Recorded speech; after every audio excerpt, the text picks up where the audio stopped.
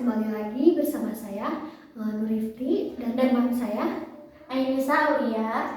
Hari ini kita akan membahas tema yang cukup menarik nih guys. Halo Ai, apa kabar nih? Halo Nurifti, alhamdulillah baik nih. Nah, kali ini aku sedikit tercengang atau sedikit miris ya melihat fenomena atau di sekitar aku masih banyak anak muda atau anak remaja yang masih tergolong SMP, SMA yang sudah sedikit mohon maaf songong gitu ya sama yang lebih dewasa gitu. Nah, padahal kalau kita lihat dari lingkungan ini tuh sedikit baik ya, cuma dari mereka tutur kata yang kurang sopan itu sedikit mengganggu, apalagi dengan menyebut dengan kata nama ya, misalnya halo miss, itu padahal dia lebih kecil. Nah itu kan cukup lebih miris hati ya. Nah aku mau bertanya sama kamu nih, apa sih faktor yang menyebabkan anak muda zaman sekarang itu tidak memiliki rasa hormat, tidak memiliki moral yang baik gitu? Oke, faktor terjadinya krisis moral itu mungkin karena kebiasaan perilaku sehari-hari ya. Jadi misalnya dia udah kebiasaan nih ya berperilaku songong, dia tidak sopan sama orang yang lebih tua, terus dia kayak yang berkata kasar, dia tidak mentaati peraturan di sekolah, itu juga dapat salah satu faktornya ya. Nah, dapat salah satu faktornya itu tidak mentaati peraturan di sekolah, jadi dia melanggar peraturan di sekolah. Nah, itu juga termasuk merupakan faktor terjadinya krisis moral. Perlu kita garis bawahi ya guys, bahwa tidak hormat itu, tidak sopan itu termasuk krisis moral pada remaja. Kenapa bisa kita garis bawahi? Itu karena memang moral anak itu terlihat pada tutur kata, tata krama mereka, dan sopan santun mereka terhadap yang lebih dewasa. Tidak hanya itu, rasa hormat kepada yang lebih dewasa itu salah satu menjadi moral anak remaja pada saat ini. Kenapa juga ya? Mungkin yang ketiga itu dengan cara memberikan pendidikan karakter baik di sekolah maupun di keluarga, dengan cara kita membina karakter si anak agar jauh lebih baik lagi. Lalu yang keempat itu atau yang terakhir ini adalah meningkatkan pendidikan moral dan agama. Dengan cara kita meningkatkan pendidikan moral dan agama, kemungkinan si anak pun juga bisa jadi lebih baik lagi. Meningkatkan moral pada anak itu, meningkatkan moral pada anak karena itu bisa jadi salah satu upaya ya untuk kita para orang tua, para kakak-kakak yang di rumah bisa memberikan binaan kepada adik-adik kita untuk agar lebih baik. Nah, kita ini sebagai masyarakat sangat-sangat senang gitu ya ketika ada yang memberi masukan kepada anak-anak SMP, SMA untuk memberikan contoh yang baik. salah satu motivasi agar mereka benar-benar membina moral mereka dengan baik. Itu kan adalah salah satu upaya kita melihat ke anak bangsa, kualitas anak bangsa yang benar-benar baik. Kenapa juga ya kalau kita ada yang songong, kalau kita lihat ada yang songong, apalagi mohon maaf, ada anak kecil yang terus merasa binatang itu sebagai candaan. Kalau kita bisa lihat sebagai candaan, orang pada nangkep mereka tuh sebuah lelucon. Padahal kalau kita lihat dari sejak dini, mereka dibiarkan untuk berkata seperti itu sama saja nanti kita memberikan mereka lebih dewasa lagi untuk rasa yang tidak ada moral.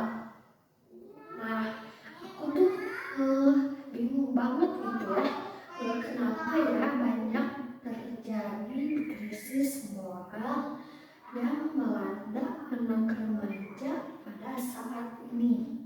Padahal pembinaan mereka di lingkungan di masyarakat, di sekolah pun banyak gitu. Kenapa bisa kita kecolongan untuk membiarkan moral mereka tuh tidak tertata dengan baik gitu. Oke.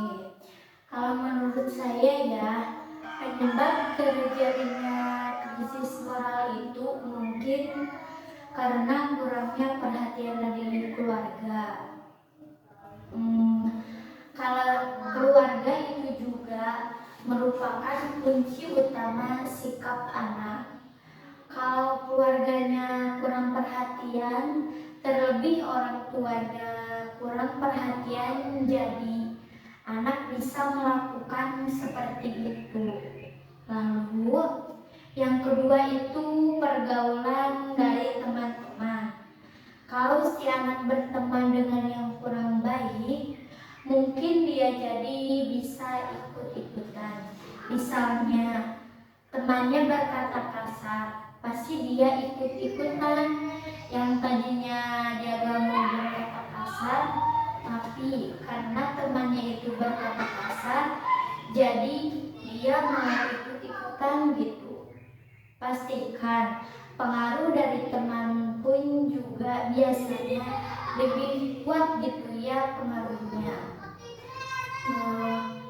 Ya, memang faktor lingkungan itu benar-benar sangat berpengaruh, maupun faktor masyarakat sekitar, orang tua, keluarga, ataupun teman ya, itu benar-benar sangat mempengaruhi sisi moral dari anak tersebut.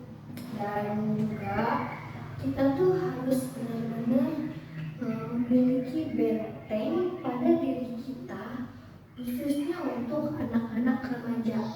Tidak hanya ikut-ikutan, tidak hanya untuk memamerkan sisi-sisi gengsi, sisi-sisi ingin tahu, pengen yang lebih ingin terus menggali yang tidak pasti, dan akhirnya terjerumus dengan yang benar-benar sangat jauh gitu loh.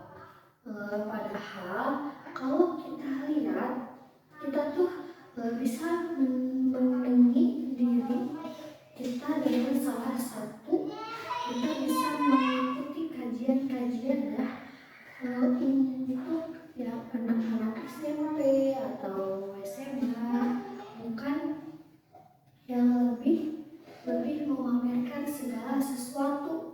Misalnya, nah mungkin anak-anak SMP atau SMA yang sudah